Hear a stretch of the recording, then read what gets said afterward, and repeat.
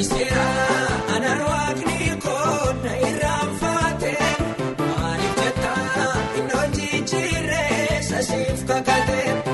waa'ee keetiif waaqni baname eebba garroobsa kunuuntaa eeggadhu malee gooftaa yeroosa lafa onaa duwwaa jedhamu keessaan hojjeta akka namaa abdiin qabne maaliif ofu goota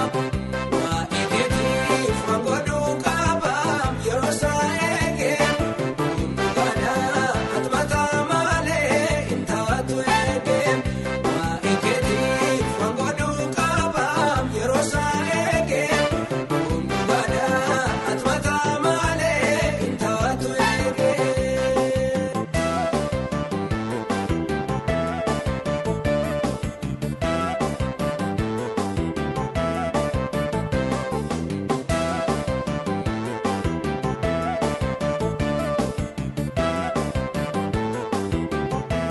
Ati dhaltee takkaamuu taashee hin dagatiree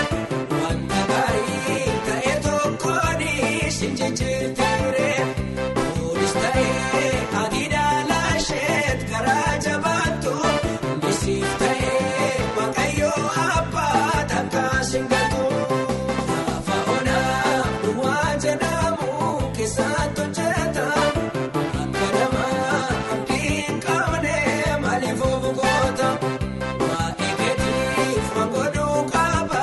yeroo isaa eege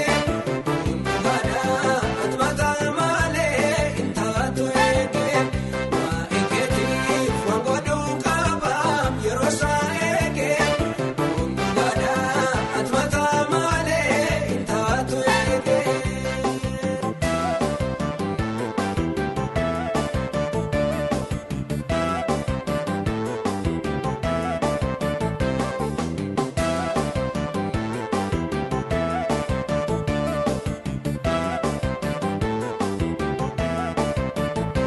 Ati miti